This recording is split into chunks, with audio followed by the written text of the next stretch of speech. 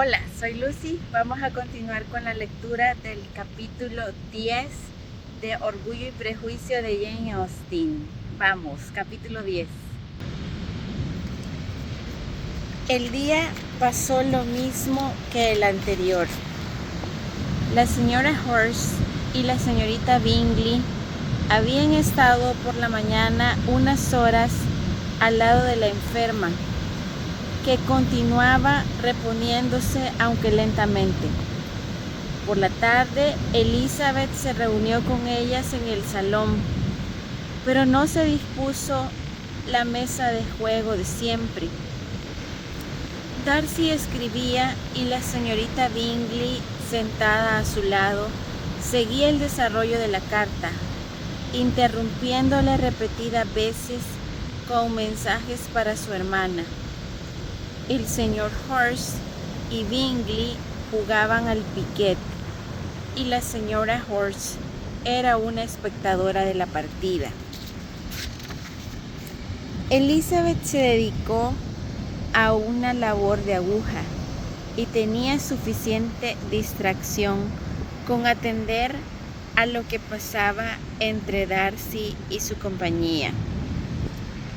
Los constantes elogios de esta a la caligrafía de Darcy, a la simetría de sus renglones o a la extensión de la carta, así como la total indiferencia con que eran recibidos, constituían un curioso diálogo que estaba totalmente de acuerdo con la opinión que Elizabeth guardaba de cada uno de ellos. ¿Cómo se alegrará la señorita Darcy cuando reciba esta carta? Él no respondió. Escribe usted más deprisa que nadie. Se equivoca, escribo muy lentamente. ¿Cuántas cartas tendrá ocasión de escribir al cabo del año, incluidas cartas de negocios? ¿Cómo las odio?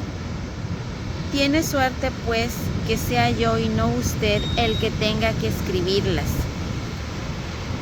Le encarezco que le diga a su hermana que me complacería mucho verla. Ya se lo he dicho una vez por petición suya. Me temo que su pluma no le va bien. Déjeme que se la afile. Lo hago extraordinariamente bien. Gracias, pero yo siempre afilo mi propia pluma. ¿Cómo puede conseguir una escritura tan uniforme? Darcy no hizo ningún comentario. Dígale a su hermana que me alegro de saber que ha hecho muchos progresos con el arpa, y le ruego que también le diga que me gustaría muchísimo el diseño de mesa que hizo, y que creo que es infinitamente mejor al de la señorita Grantley. ¿Me permite que aplace su entusiasmo para otra carta? En la presente ya no tengo espacio para más alabanzas. Oh, no tiene importancia, la veré en enero. Pero siempre le escribe cartas tan largas y dulces, señor Darcy. Generalmente son largas, pero si son dulces o no, no soy yo quien debe juzgarlo. Para mí es como una norma. Cuando una persona escribe cartas tan largas, con tanta desenvoltura, no puede escribir groserías. Ese cumplido no vale para Darcy. Caroline interrumpió a su hermano, porque no escribe con facilidad. Analiza demasiado las palabras, siempre busca palabras complicadas de más de 4 sílabas. ¿No es así, Darcy? Mi estilo es totalmente diferente al tuyo. Oh, exclamó la señorita Bingley. Charles escribe sin ningún aliño. Se come la mitad de las palabras y se emborrona el resto. Las ideas me vienen tan deprisa que no tengo tiempo de expresarlas, de forma que a veces mis cartas no comunican ninguna idea al que las recibe. Su humildad, señor Bingley, intervino Elizabeth, tiene que desarmar todos los peros. Nada es más engañoso, dijo Darcy, que la apariencia de humildad. En general no es otra cosa que falta de opinión. y a veces es una forma indirecta de ensalzarse. ¿Y cuál de esos dos calificativos aplicas a mi reciente acto de humildad? Una forma indirecta de ensalzarse, porque tú en realidad estás orgulloso de tus defectos como escritor, puesto que los atribuyes a tu rapidez de pensamiento y a una dejadez en la ejecución, cosa que crees, si no muy estimable, al menos muy interesante. Siempre se estima mucho el poder de hacer cualquier cosa deprisa y no se presta atención a la imperfección con la que se hace. Cuando esta mañana le dijiste a la señora Bennet que si alguna vez te decidías a dejar Netherfield, te irías en 5 minutos, fue una especie de elogio, de cumplido hacia ti mismo. Y sin embargo, ¿qué tiene de elogiable marcharse súbitamente dejando sin duda problemas sin resolver, lo que no puede ser positivo ni para ti ni para nadie? No, exclamó Bingley, me parece demasiado recordar por la noche las tonterías que se dicen por la mañana.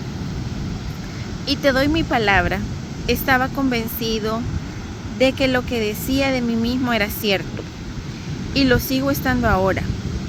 Por lo menos no adopté sin necesidad un carácter precipitado para vanagloriarme delante de las damas.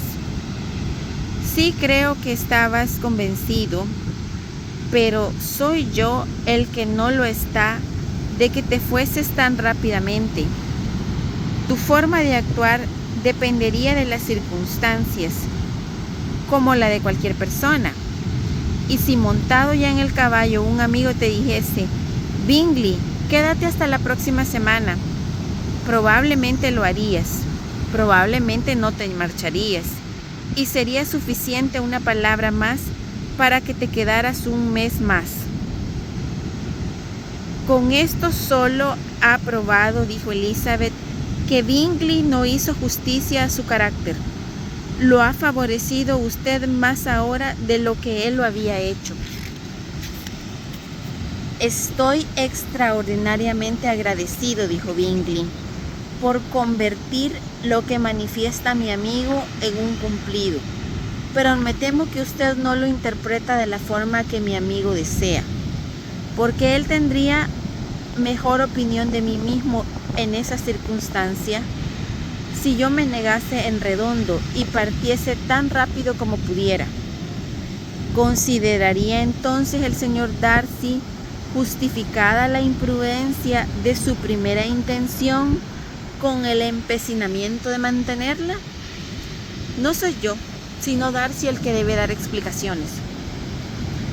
¿Quieres que dé cuenta de unas opiniones que tú me atribuyes, pero que yo jamás he hecho? Volviendo al caso, debe recordar, señorita Bennet, que el supuesto amigo que desea que se quede y que retrase su plan, simplemente lo desea y se lo pide sin ofrecer ningún argumento. El ceder pronto y sin resistencia a la persuasión de un amigo no tiene ningún mérito para usted. El ceder sin convicción habla poco en favor de la inteligencia de ambos. Me da la sensación, señor Darcy, de que usted nunca permite que le influyan el afecto o la amistad. El respeto o la estima por el que pide puede hacernos ceder a la petición sin aguardar ninguna razón o argumento. No estoy hablando del caso particular que ha supuesto sobre el señor Bingley. Además, deberíamos quizá esperar a que se diese la circunstancia para discutir entonces su comportamiento. Pero en general y en casos normales entre amigos, cuando uno quiere que el otro cambie alguna decisión, ¿vería usted mal que esa persona complaciese ese deseo sin aguardar las razones del otro? ¿No sería recomendable, antes de proseguir con el tema, dejar claro con más precisión qué importancia tiene la demanda y qué intimidad existe entre los amigos? Ciertamente, dijo Bingley, fijémonos en todos los detalles sin dejar a un lado el comparar estatura y tamaño. Porque eso, señorita Bennet, puede tener mayor peso en la discusión de lo que parece.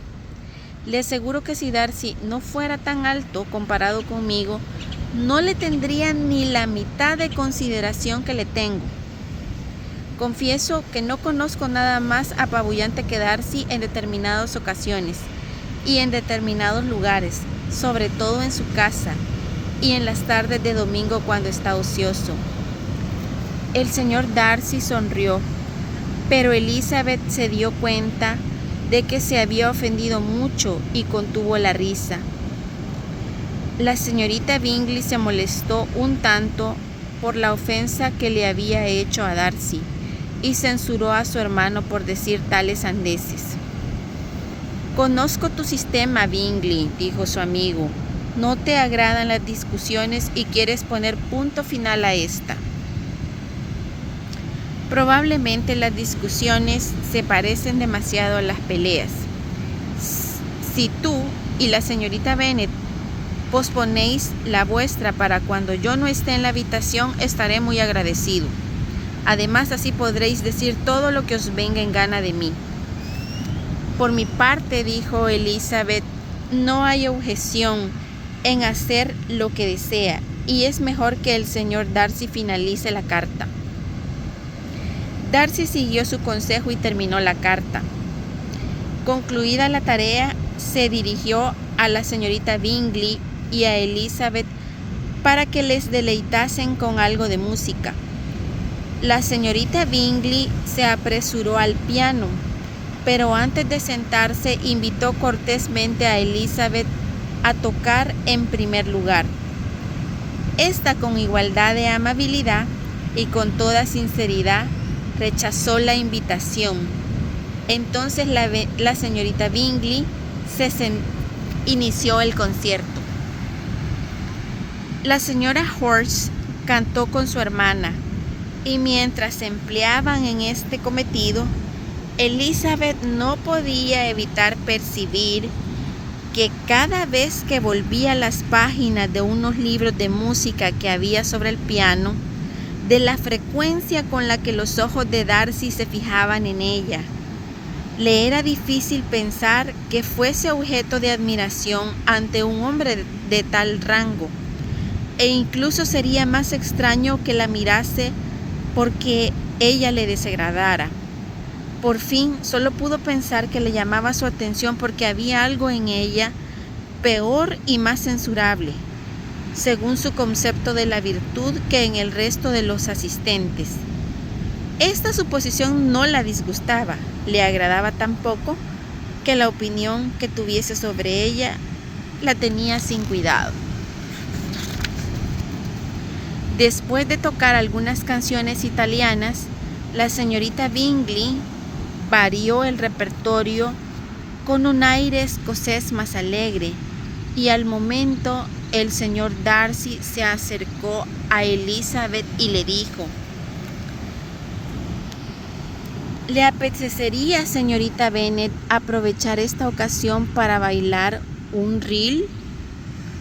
Ella sonrió y no respondió. Él, algo sorprendido por su silencio, repitió la pregunta. «Oh», dijo ella, ya había oído la pregunta. Estaba meditando la contestación. Sé que usted querría que respondiese que sí, y así habría tenido el gusto de criticar mis aficiones, pero a mí me encantaría echar por la tierra esa clase de artimañas y defraudar a la gente que está concibiendo un desaire.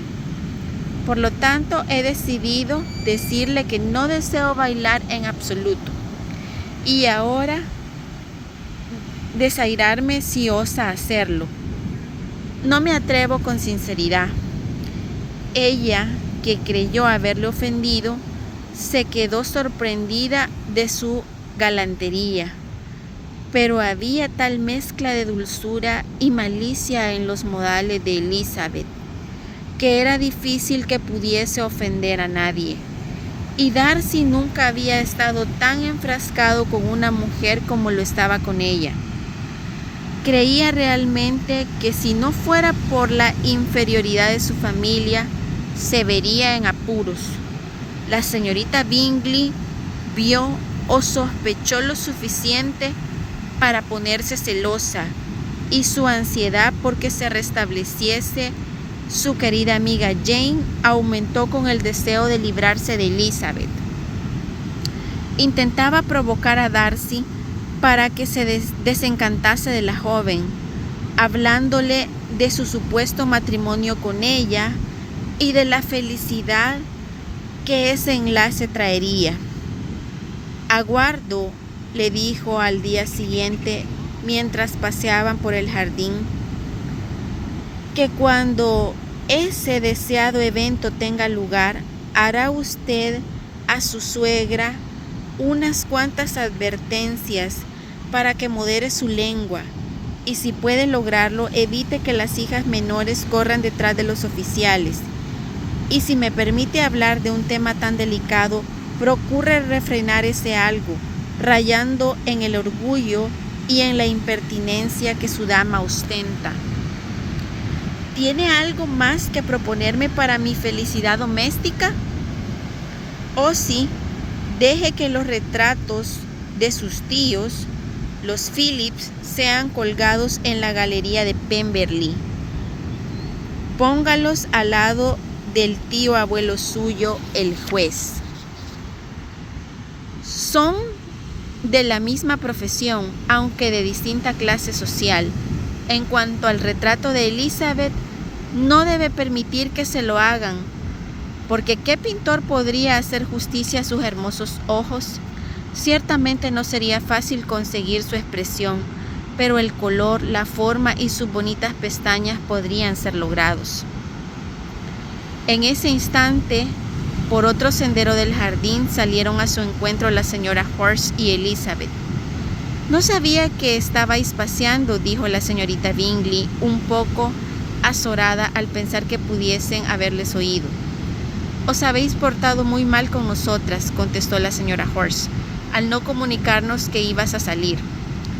Y tomando el brazo libre del señor Darcy, dejó que Elizabeth pasease sola. En el camino solo cabían tres.